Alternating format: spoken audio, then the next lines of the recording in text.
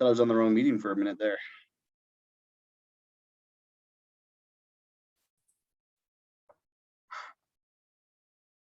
Yeah, it wouldn't let me in at first either. Maybe it was. What's that? Maybe it was just trying to block me out, right, Judy? Yeah. Don't let it riffraff.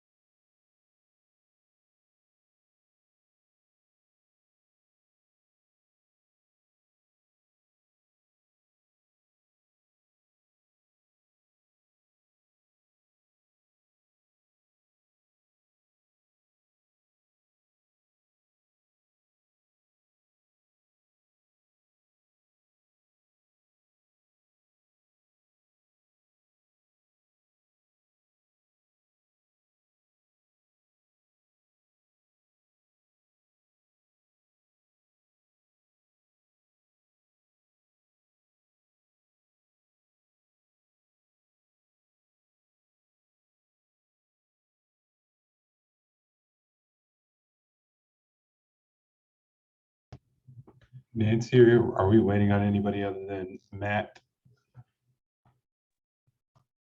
Not that I'm aware of.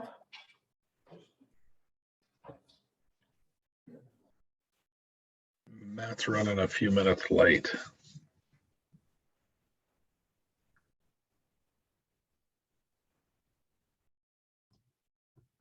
Well, Graham, if you have something to get started, we're kind of on a limited time tonight. We have to leave around 6:55 so our P&Z commissioners can get to a P&Z meeting. So Yeah, I can get us started, and Matt can chime in when he joins. I don't know if I'm giving away the farm here, but I think he just landed on an airplane, so he's getting to a spot where he can contribute to the meeting. But good evening, everyone. My name is Graham Smith. I'm with Gould Evans. I work closely with Chris Brewster, who I think you've all met and talked to several times before, as well as Matt. We've been working with Matt for probably the last 12 to 15 years. And I'm going to do my best Matt and Chris impersonation all rolled in one tonight. So bear with me a little bit. But what we wanted to try and do with you all tonight was really give you an update on the public engagement that we've been going through over the last couple of months. In particular, the public meeting that was held back in April, and then a follow-up survey that was online on the Engage Inglewood platform that was really intended to mirror the public meeting that was held. And so what you're going to see tonight is a series of slides that gives kind of a broader overview of what we went through with the folks in person, as well as what we produced online. The real big difference between the two, the meeting and the online mechanism, is the structure we used in person. We used a platform called Poll Everywhere, and it did have some limitations with regard to how much information we could put in front of people in terms of the questions we were asking and the detail of those questions. We didn't have that same restriction when we put the survey out online, supported by some of the information and diagrams that were shown at the public meeting as well as online. And so that's really the big difference between the two. They're intended to elicit the same information or the same types of responses from people. And I think you'll see when we go through these that there's a lot of similarities between what was done in person and what was online. And so I'm going to try and share my screen here. Hang on one second. Nancy, while he's doing that, sorry to start it quickly, do we need to take roll or anything before Graham started? This is a working group, so it's not as formal as planning commission, so we're good. Okay. Thanks for checking though.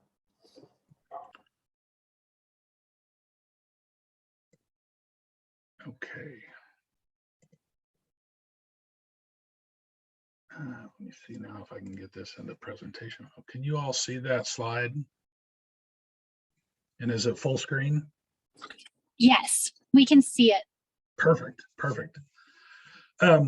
So as I said, what we wanted to do tonight is really kind of give you an overview of what we went through with the public engagement in the meeting as well as online. So the way these slides are structured is on the top with the blue background is the question that was asked after the review of some information and some diagrams during the public meeting. And so people were able to respond in through the Poll Everywhere app, and then based on their responses, which this top slide is a screen capture of one of the questions and the responses. After those questions were compiled or the answers were compiled, there was a discussion after each topic with the group that was in the room. So that's on the top of the slide. On the bottom of the slide, or the bottom half, is the question and the response that was done online. So you can see there's a lot of similarities.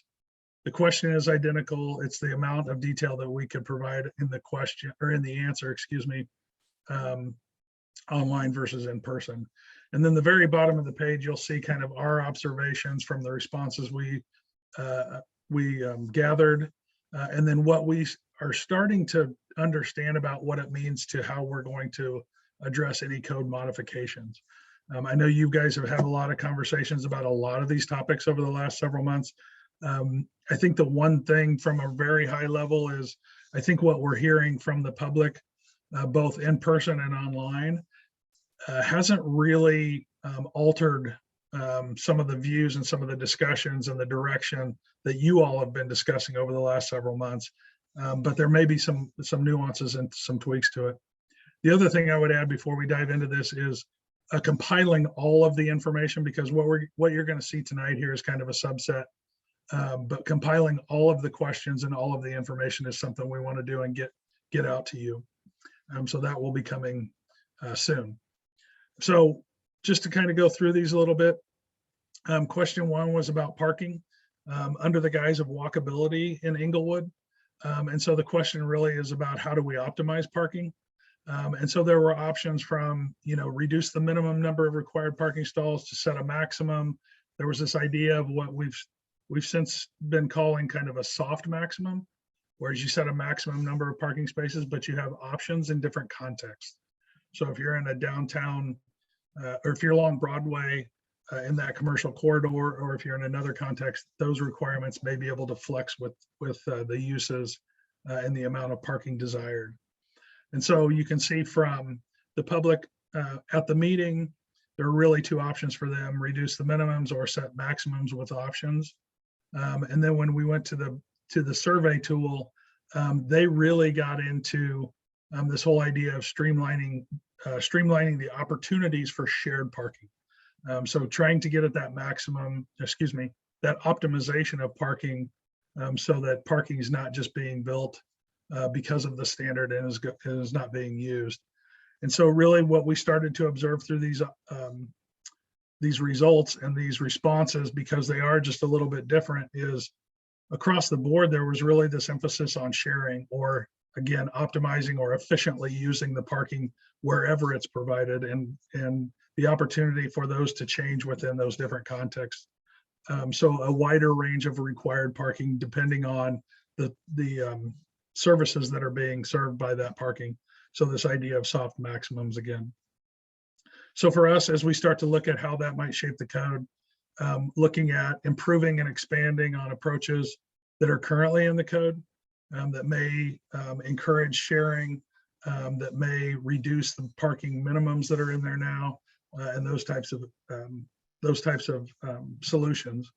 And then really, because this is trying to optimize and use the parking efficiently in different contexts, really starting to look at what are those different criteria for addressing parking within those different contexts. Again, if you're in a commercial corridor versus a neighborhood, a commercial area, maybe a mixed use area, what are those criteria that we want to be able to look at and make decisions about parking in those different contexts? And so staying on the parking piece, one of the questions, the follow-up question was, what are the physical attributes or aspects of parking that are important to consider in the code? So taking not just how we address parking, but as we develop parking, what's most important to remember about that? And so you'll see from the meeting, the in-person meeting, there was really kind of a split between limiting the size of the lots to focusing our parking regulations specifically in those areas where we want to promote walking and biking and transit. And then also from the physical design aspects, the landscaping, the buffering and screening, and those types of things. So really it's about balancing the overall amount of parking, but also designing parking in a way that mitigates the impact of that parking, whatever that context may be. So for the code implication, that really starts us down a path of looking at not only the size and amount of parking within different contexts, but also how do we landscape, how do we buffer, and how do we make sure that transitions between parking and adjacent uses are done correctly and in a thoughtful way. And then one of the, I guess the third question with regard to parking was really about parking and sustainability, and how we can address the different elements of sustainability within, as we address parking, as we provide parking within the community. This one in particular had to do with heat island effect, because parking areas generate a lot of paved surfaces. What are some of the options for addressing the heat island effect as we think about parking? And so things from all the way from shading with trees and other mechanisms, providing alternative vehicles, alternative transportation routes from electronic vehicles to bicycles to rideshare, encouraging pedestrians.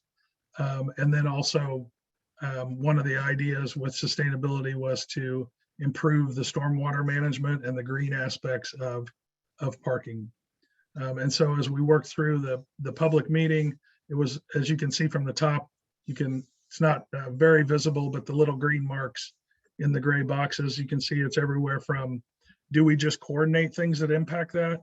Or do we go all the way to requiring the best practices with return in terms of sustainability as we develop parking? And so there was a clear emphasis on the sustainability aspect. But as you can see from the public meeting as well as the online, it was really kind of evenly split across the board about what was most important to address. And so as we continue down this path, it'll be topic specific with each one of these topics in terms of heat island, green infrastructure, stormwater. It'll be topic specific how we address it, depending on how onerous the requirements might be and what the return to the community is regarding sustainability. So those discussions will continue. And then again, similar to the previous discussion, is really how do we set up the discussion, the criteria, the framework for decisions to be made in the code regarding sustainability and creating those standards that really mean something to the community as parking is implemented or parking changes. Graham, we have a question. Would you, do you want to take them as you go or at the end? Yeah, I'm sorry. I can't. Oh, there, I see it now. Sorry, my apologies. We can take them as we go. Okay, Carl?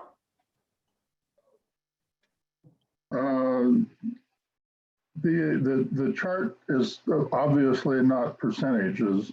That's the number of people that have mentioned that, or can you explain the charts a little bit? Yeah, I'm sorry. I should have done that up front. I'll go back to the pie chart. The pie chart is percentages. The online, the mechanism allowed us to gather those numbers by total responses to that category. So We've been kind of thinking through some of the different responses or the different percentages from those, and we can certainly generate those from this to be a little more consistent between the two. But like on this one, you can see there's 28, 25, 23, and 17% for the top four. And you can see the top four from the community are all about equal, probably coming in a similar range. So we're starting to look at those things a little deeper in terms of what those percentages are for the online version. And that's consistent throughout all of these, where the poll everywhere allowed us to do percentages. And then the online platform was more just direct responses.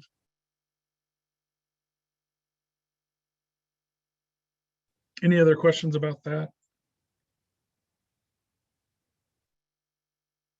Okay.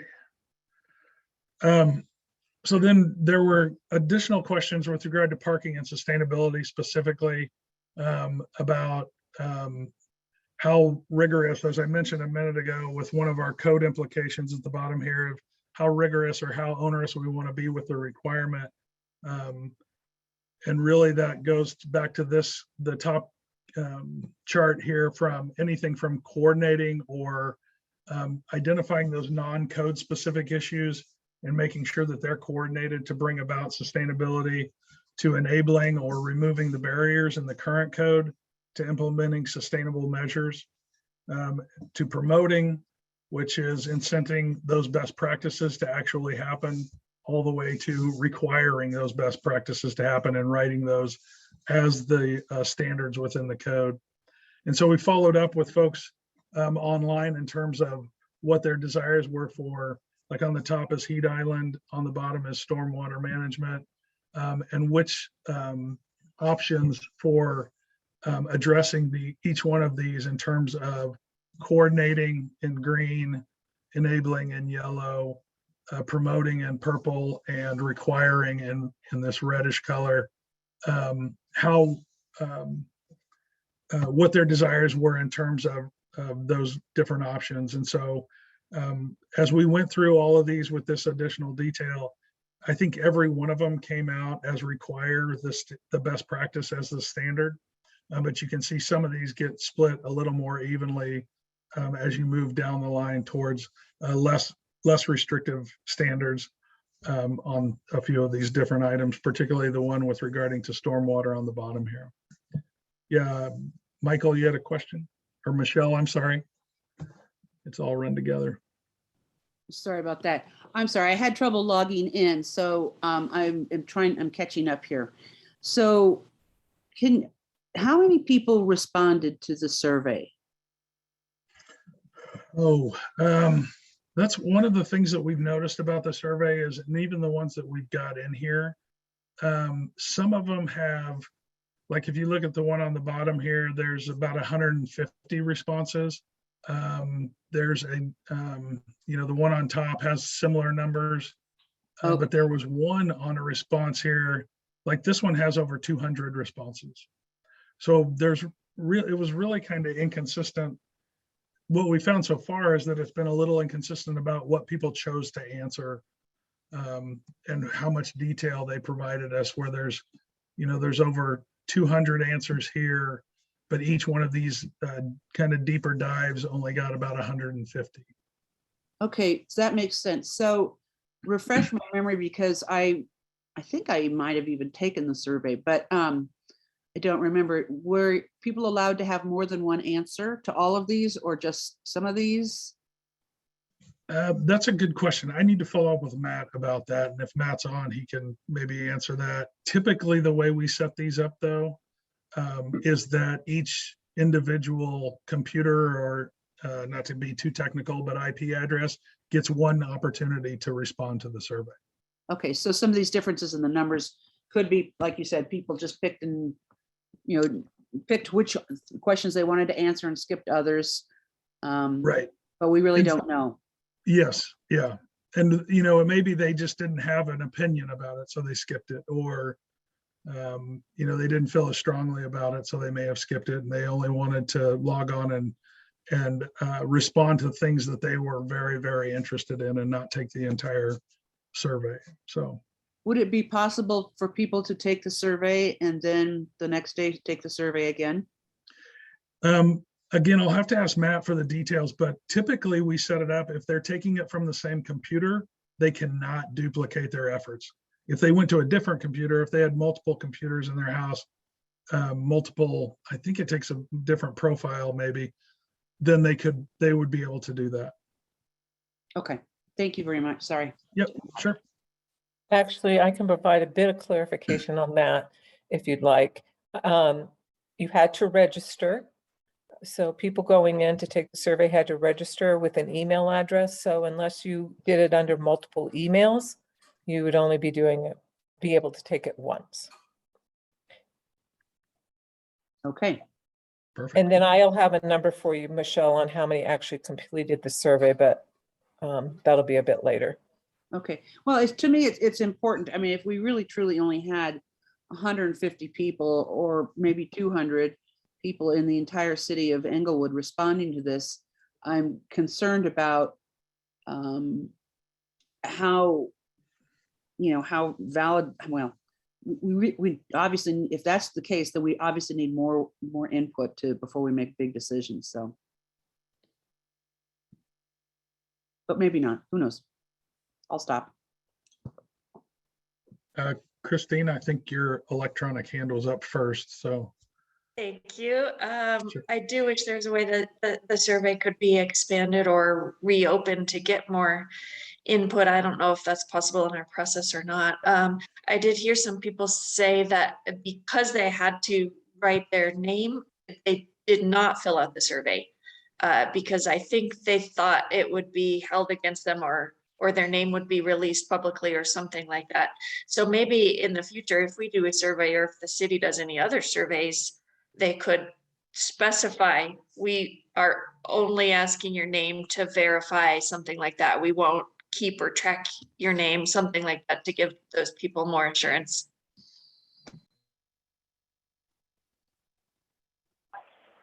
Hey, Graham, this is Matt. Can you hear me?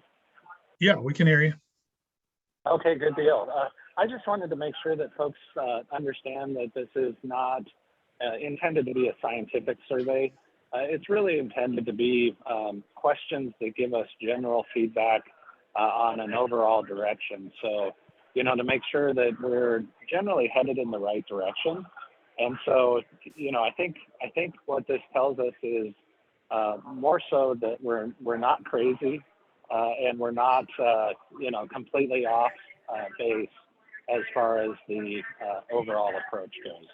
So, it's not intended to tell us, yes, you're exactly right or you're exactly wrong, but more so, are you headed in the right direction? And I'll build on that. I was ecstatic that we would have 200 answers. I didn't think we were going to get more than 40, something like that. So, and I know we have 30,000 people that live in the city, but trying to get people to be completely involved and engaged is challenging. So, personally, I thought I was pretty happy with those numbers, but maybe I'm just trying to be positive on it. So that's all. Colin, we're not professionals, Colin. We're just volunteers on this deal, right? Well, exactly. That's why I was like, wow, 200, some like, all right.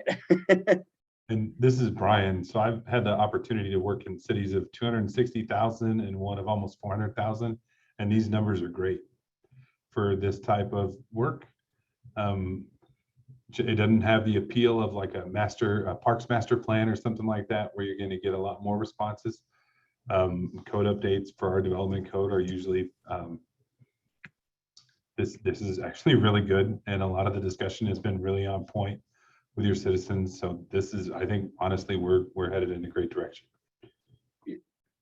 And maybe one quick follow-up from Matt. I'm not sure if you'd heard the question earlier on whether people could respond once. Are these 200 individual or some responses, or is it possible that there was more than one from those? I'm not sure if you heard that question earlier.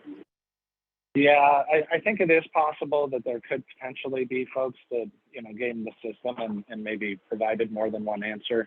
But I think combined with the 40 responses that we had with the in-person meeting, as well as you know, the general direction of the 200 responses, I think we've got a good idea that we're headed in the right direction.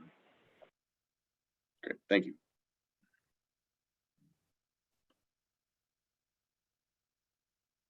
The other, I'll just keep going and I'll try and keep an eye on hands going up. But if I don't see you, just interrupt me, please. The other question with regard to sustainability, excuse me, was this idea of alternative transportation options.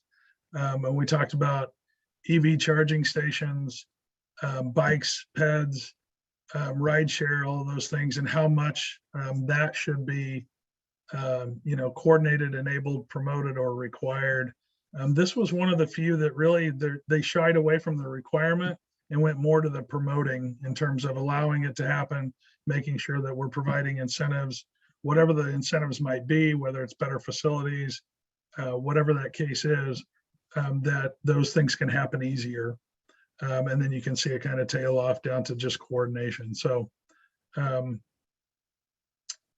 as we closed out each section of the questions in the public meeting portion, we didn't have an opportunity to do this online, but in the public meeting, we just asked the general question about what other characteristics, in this case, with regard to parking, should we be thinking about that haven't been mentioned? And as you can tell, a lot of the responses were all over the board.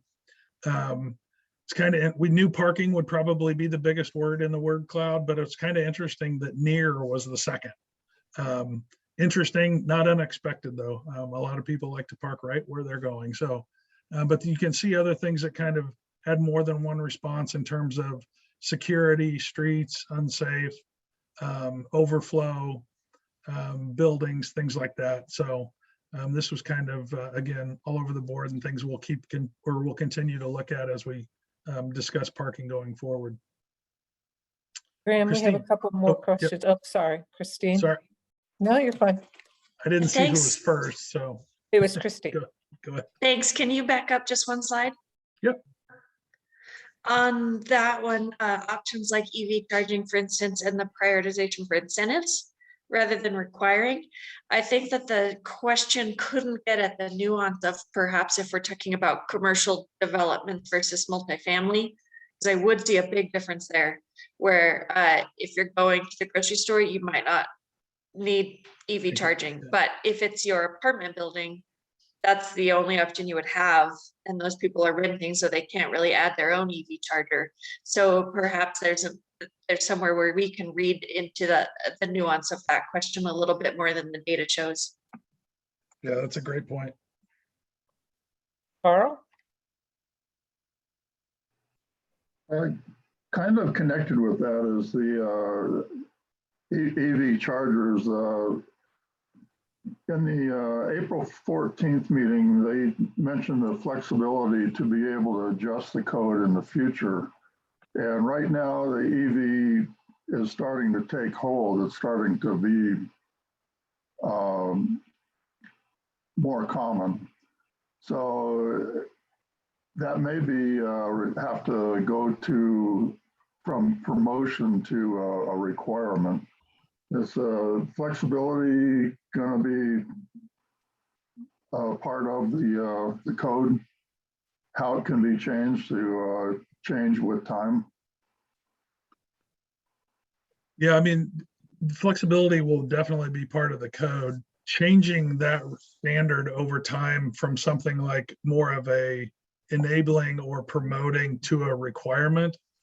I think the structure of the code will definitely allow that type of change to happen, where it becomes more of, as you said, more from promoting and allowing those things to happen so that people can use those facilities to. It's just a fact of everyday life now, so it might as well be required as people continue to build parking, even as Christine pointed out, in residential or commercial districts.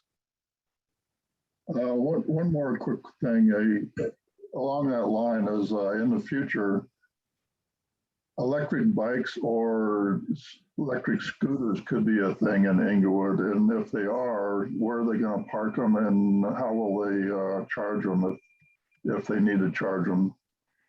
That would probably need to be in there too later Yep. on. Christine? Thanks. One last thing on that, Carl, I liked what you were saying about flexibility. And it seems like one way to do that is to make sure that the parking garages or parking lots just have at least the conduit, at least the space for future wiring.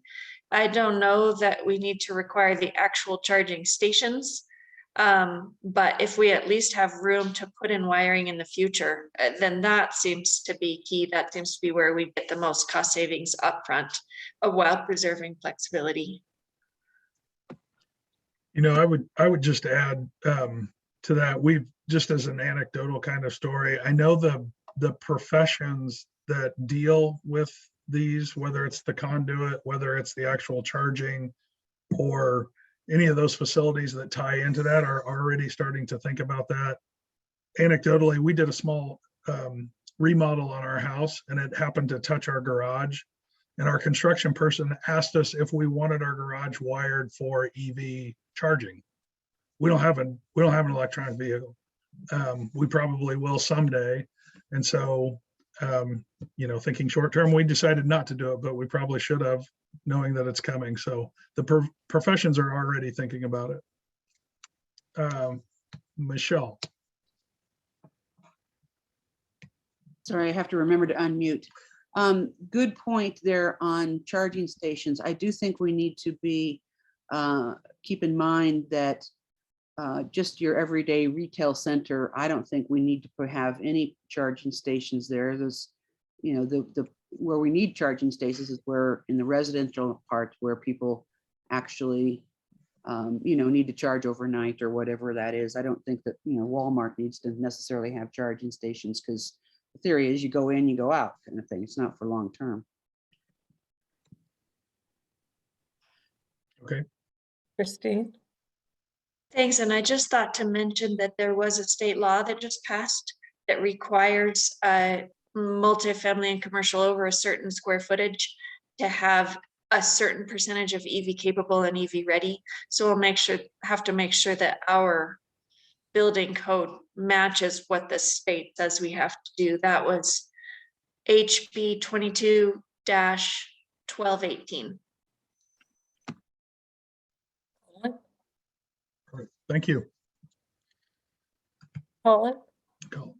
I guess I disagree slightly with you, Michelle. I think with some of the supercharging capabilities and whether that's going to be in all of these, I think if there's a place where you could go into Walmart and plug your car in and be in there for a half hour and then have it come out and be charged, I think there is an opportunity for that. And I think I've seen them in different commercial buildings or city public space buildings. If there's a way to kind of just top off or even just get a little charge while you're in, I think is still something that we should consider. And I think with the infrastructure needs I think we're going to have to, in order to provide the network that's going to have to be there to be able to make it sustainable. But just that's a fair comment, Colin. And I think we're talking about the same thing. We need to build some flexibility in this. That's all. Absolutely. Yeah. Carl?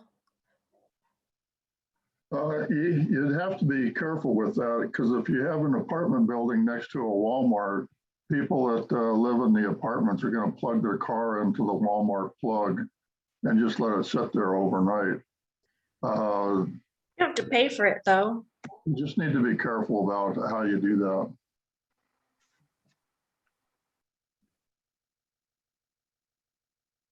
Okay. Great comments.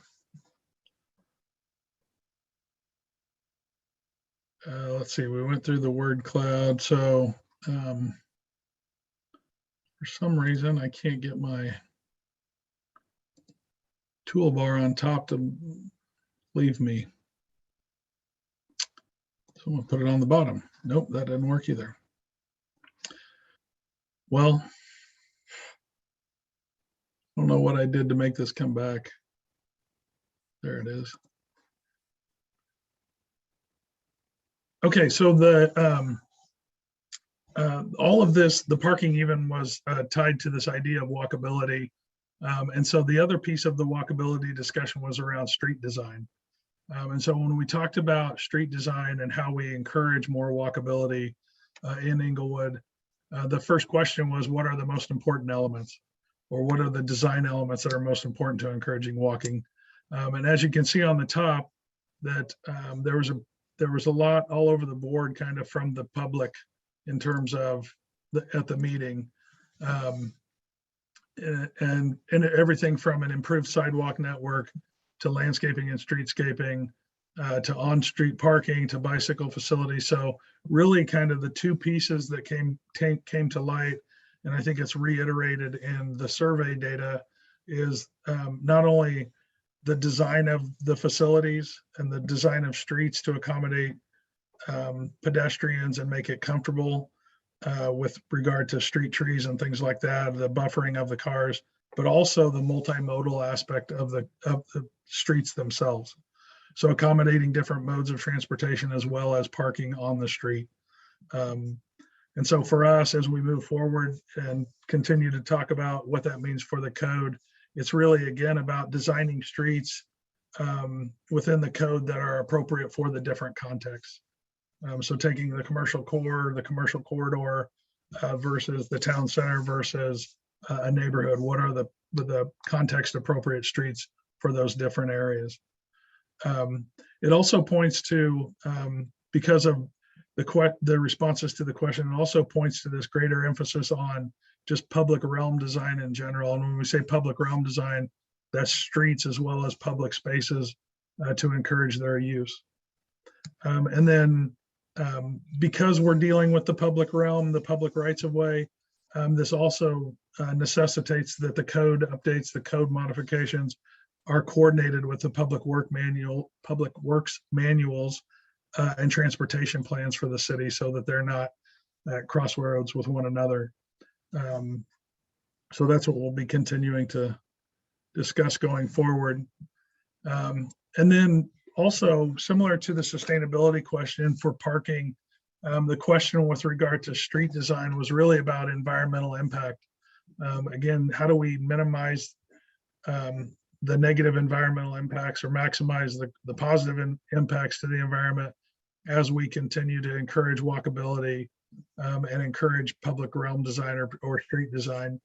And so when you look at this, really for a lot of folks, it came down to landscaping and streetscaping, which feeds right back into the design of the roadway, making it comfortable for pedestrians and encouraging walking.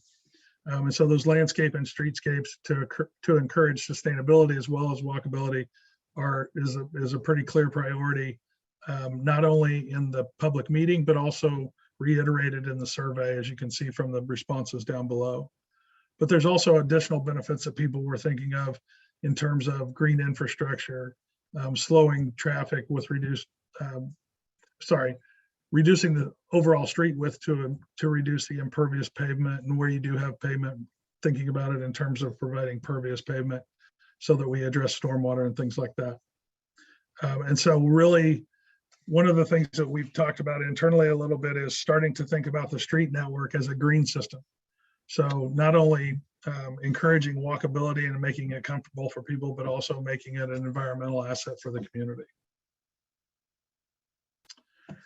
And then with this one, we also said, what other characteristics that we haven't talked about, again, at the public meeting. And so this word cloud really came with,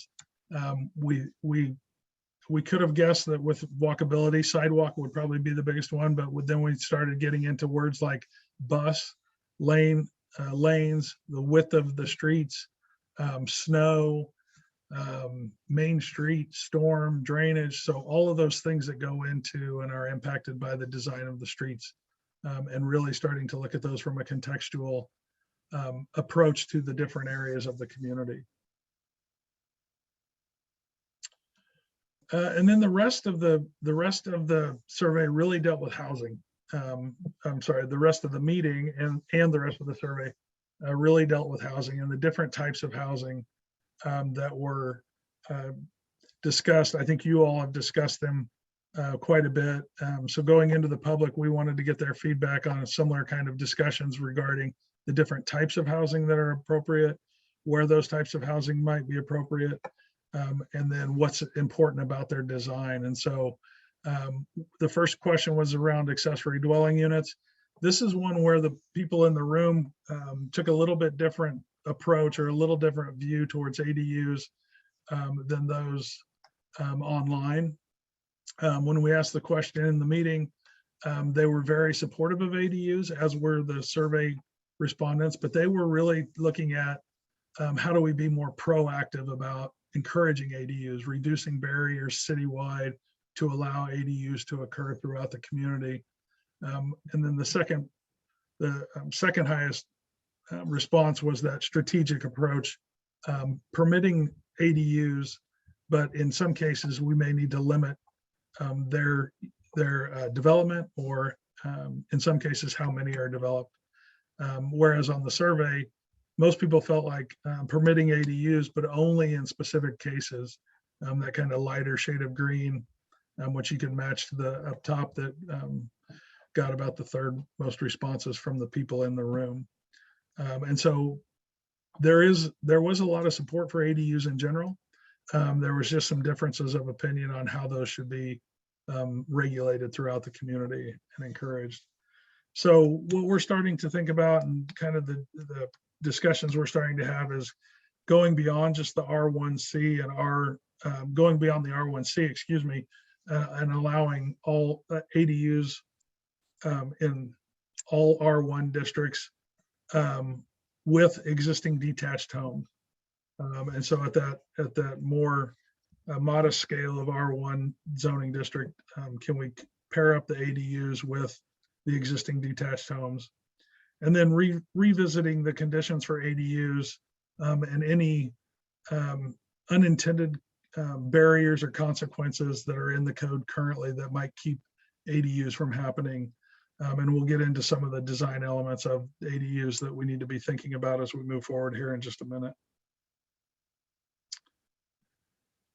So the second question was the number of ADUs.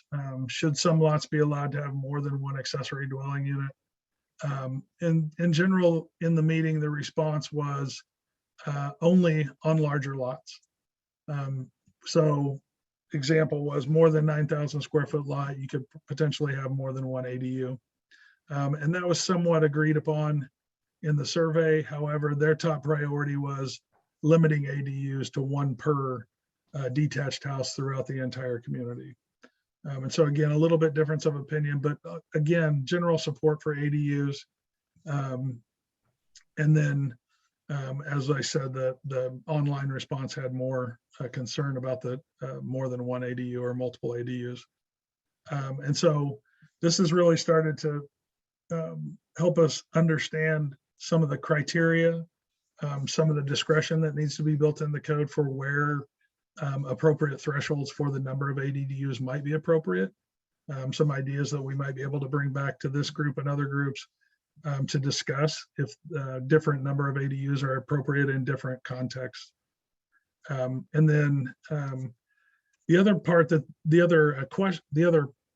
the ADU issue that this question didn't get specifically to was the difference between an internal ADU to an existing structure versus an attached ADU versus a detached ADU on a single lot.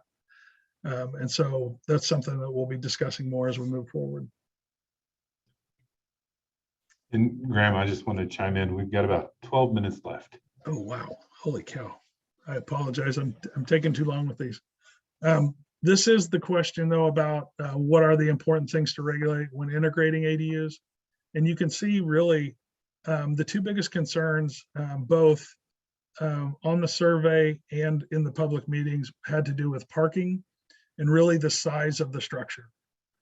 There's a few other things in here, but a lot of these point straight to the height, the bulk or size, the massing and the design of the structure itself. And so those two are really the things that came forward as the biggest concerns. And so again, revisiting those conditions, the design of ADUs, and trying to limit or mitigate the impacts of ADUs in certain contexts. This one I'm going to skip over because I had originally had in the wrong meeting, but it'll be in the full packet. And since we're short on time, I can skip over that. And so from ADUs, we went to integrating small lots within neighborhoods. So the idea here is that small lots come with smaller structures, but there's the potential you might have more of them on lots, more smaller structures, so they're more in context with the surrounding neighborhood or the existing neighborhood.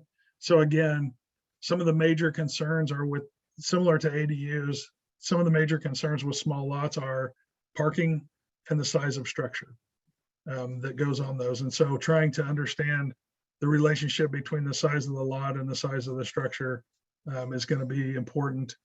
And again, trying to look at where in neighborhoods different or smaller lots might be appropriate, whether they're on the block, whether they're on the end grain or the ends of the blocks, or on corner lots, and trying to make those criterion determinations in the code so people can use that. And then we went from small lot detached to small lot multi-unit housing. So we're just kind of stepping up in terms of intensity of structure, but looking at them from alternative formats of housing. And so again, looking at this from small lot multi-unit housing in neighborhoods, a lot of folks in the meeting thought they were only appropriate in the higher intensity R categories in the MUR3 zones, so the R2 and MUR3. Some people thought it should be permitted with some limitations, again, around the context, and make sure that it fits into existing context. So again, similar to ADUs, this really kind of showed a willingness to accept more types of housing in different contexts and in neighborhoods. And that a little bit more density within different contexts is okay if the scale of the building is appropriate, and then we can mitigate for some of those site issues, including parking and other things. And so for the code implications, really starting to look at the smallest apartment buildings or apartment types, mixed use types in the MUR3A district, and considering allowing some of those things in the R2B, provided it's of a similar scale, similar context, and really talking about those 3 and 4 plexes that would be like row houses, townhomes, things like that. And then maximums, lot size and building footprint more than minimums to start to address the scale of those.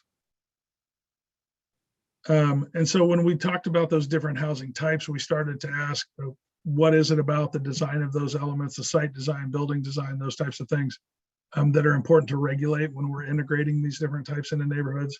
And again, similar to ADUs, similar to small lot, it's really the responses were primarily about addressing parking and addressing the building size, whether that's height, whether that's bulk and mass, but addressing those things so they are contextual to where they are being allowed.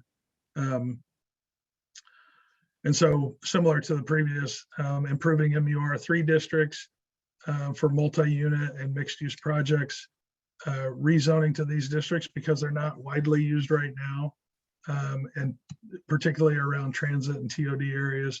And then overall trying to incorporate these things in a way that you're not so reliant on PUDs. So being able to build in the flexibility of different contexts, different criteria to allow these different housing types to happen within the community. And then I think this is our final slide. We ask a question about promoting neighborhood character. Excuse me. And so you can see that from the folks that were in attendance at the meeting, the number one thing as they rated these from 1 to 7 really became the public realm design in terms of streetscape and tree canopy. And then it got into a lot of the actual building design, go back to landscape and setbacks, facade design. So really similar results online and in the public meeting. And that people were most concerned with scale and mass, but they also wanted to make sure that the public spaces were designed well, the buildings fronted the streets, and those frontages were designed appropriately. And then, yeah, I think I'm going to stop there and give people the few minutes we have left an opportunity to ask any more questions. I apologize for taking so long.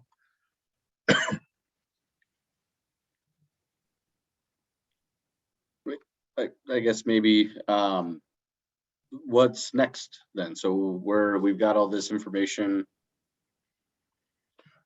Now what do we do? Yeah, so I'll start, and Matt, please chime in and correct me if I'm wrong, but one of the things we're trying to do with this again is trying to, from our observations and what we see is starting to shape kind of the code modifications or the implications for changing the code. What we're trying to do is get these compiled to really start bringing these topics in front of our technical committee and having those discussions with the folks that use the code, the other city staff, like we talked about with the streets, the potential street design changing per context within the code, making sure that those things are coordinated and having some of those deeper discussions with those folks so that we can continue to, as Matt said earlier, continue to make sure we're on the right track with how we're thinking about these things and addressing those. So those are really where we're headed next with that. And then coming out of that, I'm going to say, and somebody can correct me again if I'm wrong, we're going to start writing some code.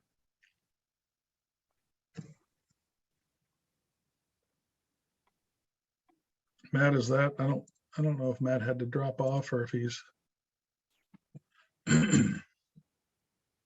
looks like he may have dropped off. So any other questions or?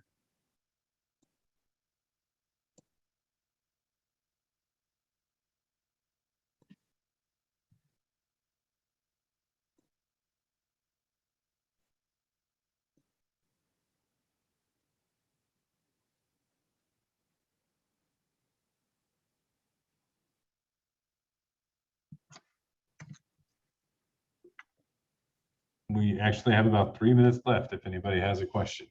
Yeah, Carl, you'll probably be our last one. I'm sorry if you mentioned this, but the overall coverage of the surveys will be out to us when? I'm going to have to get back to you on that. I'm not sure what Matt's got put together. He actually just texted me. It looks like he got kicked off, so off of his phone. So let me get back to you. I'll get back to Brian and the city folks and we can get that out to you. And will that go to Nancy and then she'll distribute it out to us? Yeah, Okay. that would be our practice. Okay.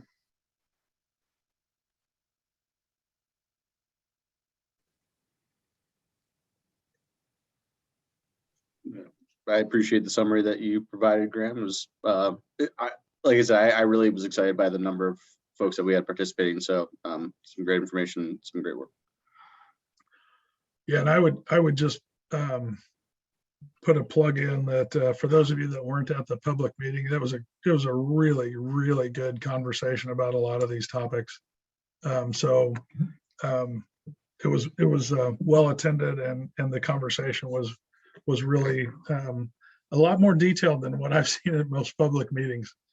People know their stuff about Inglewood, and they're not shy about talking about their city. So it was really nice.